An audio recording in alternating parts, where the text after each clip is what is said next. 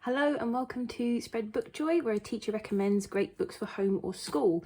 This is a bit of a reading wrap up of the things that I read in November and a look ahead at some of the things I'm excited to read this month. So it's a little bit late. It's kind of the 12th of December when I'm filming this, and also apologies for the lighting, but it's a really dull day. So I am by a window, but it's not very bright. So I've kind of got a ring light on it as well. So it's causing a little bit of shadows, but we'll push on through.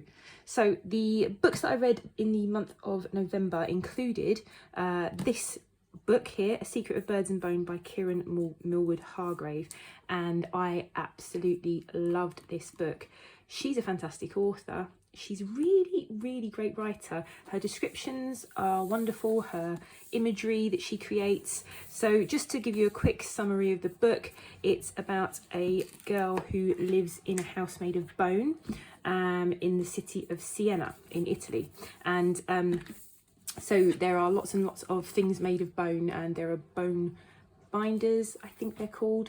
I can't remember quite the details, but I have got a full review of this on my website for people who are interested. But her mother is a bone binder, which means that she makes things out of bone. And look at this book. Just look how beautiful it is. You take off the dust jacket, which I think is beautifully designed anyway. You've got these golden birds inside, and then you've got this absolutely gorgeously decorated book. Every single page. I mean, I just love it when publishers put effort into books like this. It's just really aesthetically pleasing. But so she lives with her mother. Her name is Sophia, the girl. She's with her mother and brother, and her mother, they're living in this city in the midst of a pandemic, or an epidemic, I should say. It's not a pandemic, an epidemic, an outbreak of smallpox. So it's quite fitting for the time we're in, I suppose. But their mother's kept them safe, and they live in a house outside of the city, and they've got a well full of water which is clean, and the city's currently hasn't got any water. They're experiencing a drought. So we meet Sophia on the morning of her 12th birthday, and her mother gives her present of a special necklace carved out of bone. And her mother's really clever, and she makes amazing and wonderful things. So I like the way the gender roles aren't traditional gender roles in this, and that's explored a little bit in the book. But the morning of her birthday, her mother has to go off and visit someone, and she says she'll be back, and when she comes back she's going to tell Sophia a secret. So but things don't go to plan. It's an amazing adventure. Like I said, really well written, brilliant book. Kieran Millward Hargrave has got some talent, really has, and I can't wait. She's got an adult book out called The Mercies, which is about witch trials in Norway, which I am so excited to read. It's on my wish list at the moment. I'm kind of hoping I might get it for Christmas, but yeah, so keep an eye out for her. That's a brilliant book. That's definitely a 5-star read in all sorts of ways. And if you're a teacher, it's definitely one that I would look at for guided reading, for doing a English scheme of work on, or do some writing about, because it's just brilliant book, great text. Next up, I've finally read A Sprinkle of Sorcery, Michelle Harrison, her first book, A Pinch of Magic, which I've got a video on. I'll put the link up here for you. It's the second book in a trilogy about the Widdishin sisters. They're 3 sisters that live on an island called Crowstone, and in the first book, A Pinch of Magic, we discover their family has a curse and a secret, and they're a magical object. But check out my video on the first one. It's a brilliant book. This is just as wonderful, and look at this cover. Obviously, I'm a sucker for a good cover and a good illustrator. The illustrator for this is Melissa Castrillon, or Castrillon, however you want to pronounce it, and she is an author and illustrator in her own right, and she's written some beautiful picture books. A wordless picture book I love called The Balcony, and then there's another gorgeous picture book called Mighty Min. And look at her illustration on this, and it's all gold and it's beautiful. Only thing I'm a bit disappointed about, I thought I could have sprayed edges. I'm a sucker for sprayed edges, but look at this. It's just absolutely wonderful. So 3 sisters with a magical secret, and it's the Widdishin sisters, Betty and Fliss and Charlie, and a race against time to find a place that exists only in fairy tales, a journey that will take them into unimaginable danger. And as well as being, she's just a brilliant writer. I love this book. She's Michelle Harrison's got such an imagination. Ships and secret islands and magic and talking birds, and I don't want to give away too much. I just want to give you a flavour of the kind of story that it is, but it's fast paced and full of action, and just I love love this book. This is a definite 5-star read. So the next book, the final book in the trilogy, comes out in May 2021, I think it comes out. And I can't remember what that's called, but the cover's just been released. I can find it. I'll put a picture of it up here. But yeah, exciting trilogy, brilliant author, excellent for any child I think likes adventure. It's just a really good read, a really good story time read actually if you're in school. But again, there's planning online on Authorify for Michelle Harrison's work, authorify.com if you've not seen it. It's a brilliant website where authors share their process and they have interviews, and there's also planning to go with the text, and Michelle Harrison talks about a pinch of magic. So I'd urge you to look at that. That's brilliant. Next up, an enjoyable read. I really enjoyed this, Jennifer Bell, Wonderscape, but I thought it was just a fun read.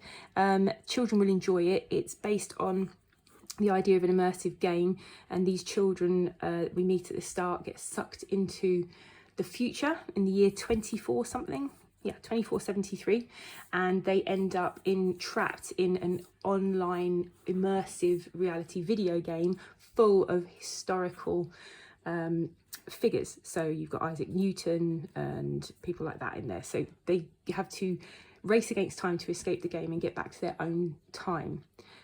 This is fun. It's really fast paced, and again, it's actually one of those books where Jennifer Bell has cleverly levered in lots of historical facts and knowledge, and so it's a learn while you read kind of thing, but it's no way dull. It's really fun, and I'd love to see what children would make of their own, if children had their own future immersive video game, what that would look like. That would be a really good setting description exercise, I think.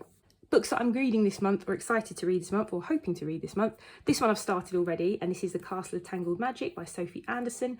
This is really exciting. She is the author who wrote The Girl Who Speaks Bear, and she has a lot of Russian, I think she has Russian heritage herself. The book has a lot of cultural references to Russian folk and fairy tales and food and things like that, and it's all about Olia, who lives in a castle with her family. They're no longer royalty because there had been a revolution, but their family still live in the castle that their ancestors lived in, and she has to find, so the castle gets sort of, one night there's a massive storm on one of the towers. Each of the towers has a secret attic, and she's been trying to find her way into the secret attic, and one of the towers, if she can find her way in, will lead them back to magic. So it's a really lovely book. I'm really enjoying it. That's a good one. Abby Elphinstone's Unmapped Chronicles is her latest trilogy, and I wanted to read them, and I hadn't read Rumblestar yet, so I bought Rumblestar and Jungle Drop. So whether I get round to reading Jungle Drop this month is another matter, but that's my intention. So the Unmapped Chronicles are all about, the first one is about Casper, and he is allergic to adventures, and he ends up in Rumblestar, which is an unmapped kingdom full of magical beasts. And so it's a series of sort of going into other lands and escaping, and Jungle Drop is similar, but it's about twins, and they Fox and Fibber, and they're whisked off to Jungle Drop, which is another unmapped kingdom. So all these different worlds. So the Unmapped Chronicles chart children's adventures in these different worlds, and she's so imaginative, Abby Elphinstone. If you'd not read Sky Song, I've got a video on that coming up actually. Sky Song is a wonderful, wonderful book, and her trilogy, which started with Dream Snatcher. I can't remember what the trilogy's called. Is it the Dream Snatcher trilogy? Might be wrong, but that's wonderful. She's a great author, and if you're not reading Abby Elphinstone, or if you've not heard of her, you really should get into her, get her for your children's book corners, for your school libraries. She's brilliant. I've been lent this, Arsenic for Tea. A friend of mine has lent this, a young friend of mine, my friend's daughter, and she loves this series so much, and I really enjoyed the first Murder Most Ladylike Mystery. If you've not heard of these books, they're set, murder mysteries set in the 1930s in a boarding school, so it's kind of like Sherlock Holmes meets Mallory Towers. And if you're a fan of the Mallory Towers series like I was when I was a child, any sort of boarding school adventures, this is fantastic. Really excellent, good plots, and really funny characters, and yeah, I just love the whole setting. So I'm excited about this one. Another book I'm excited to read this month I picked up was The Midnight Guardians by Ross Montgomery, and it's set during the Second World War in London in the Blitz, and there's a character called Cole, and his childhood imaginary friends come to life and they have to go and rescue his sister. Just this cover screams read me. I just love all the elements in it. Plus it's a bit sparkly, and that's always pretty.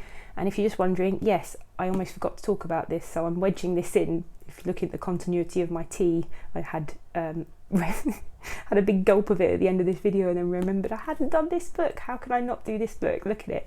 So yeah, this looks fantastic and it's got rave reviews. So this, if you're doing sort of a World War II theme in school as well, this might be a different approach to it. I'm not sure, obviously I haven't read it yet, but I'll let you know when I do. I just want to show you two books which are kind of related in a way. Well, not related. I've been doing a lot of reading around British folk tales lately, and this really excited me. It's called Hag, and it's Forgotten Folk Tales Retold, and it's based on British folk tales but retold by female writers, and it's a sort of modern kind of feminist take on old folk tales. And this preface by Caroline Larrington, Professor Caroline I'm going to say Caroline. Professor Caroline Larrington talks about how we in Britain we know so well the stories of Grimm and, you know, Cinderella and all those folk tales which are made into fairy tales by very made famous really by Disney. If you read Catherine Rundell's book on why you should read children's books, she talks about the fact that Disney, our image of fairy tales and the imagery we have of it very much comes from Disney's monopoly of it as a genre, and they've kind of, fairy tales should be told orally and they should be retold and restructured and reshaped all the time continually, and Disney have kept them stagnant and kept this one kind of princess imagery at the forefront of the sort of cultural consciousness, which is not the point of fairy tales. So Hag, Caroline Harrington, I forgot her name, Larrington, she talks about how in Britain we don't know our own folk tales as well as we do folk tales from other countries. So her attempt to sort of get that imagery back into public consciousness. I mean, there are examples of it in modern fiction, in modern adult fiction. So if you've read Ben Aronovich and authors like that who do sort of modern urban fantasy, they do have hints of British folklore running through them. So Hag, I've only read a couple of stories from it, but it's all different stories, well told, very dark, not for children, for adults, and so far it's fascinating. So if you like fairy and folk tales, if you like feminist literature, definitely try this one out. Gender Swap Fairy Tales is a fantastic, exciting book, beautifully written by, I don't know if they're husband and wife, but they are a couple, Carrie Fransman and Jonathan Plackett. They have a daughter together, so they wanted to look at fairy tales and swap the gender. They took a classic text of fairy tales, they didn't write these fairy tales, they just took a classic text which is freely available, and they swapped the genders and they changed the names to more names that are normally traditionally associated with men and women. And so they've come up with this, Gender Swap Fairy Tales, and I haven't read it yet, but I have had a quick look through it. The illustrations are amazing. Carrie Fransman is the illustrator, and she looked at classical paintings and classical depictions of fairy tales so that she could get an idea of how to approach the style. And she said that in a lot of the classical images she found certain patterns, so the women would always have exposed throats and they'd have very clingy clothing and things like that, and so she's taken that sort of pattern and applied it to the illustrations for this book, and the illustrations are just stunning. I'm going to put some pictures up on Instagram of them, but they're just they add to this being a beautiful text. And it's really fascinating to have the idea of a gender swap fairy tale, because according to them it completely changes the tone of the story. So I love story subversion, particularly fairy tale subversion, so this is a really exciting read for me this month, and I'm hoping to have a much more in-depth blog piece about it going forward. So if you liked this video, please click like and subscribe to my channel, and please comment below if you enjoyed it, because it always really helps. I think people forget that it does help to comment, so that I know if this is the sort of video that people enjoy, and hopefully I'll see you again soon. Bye.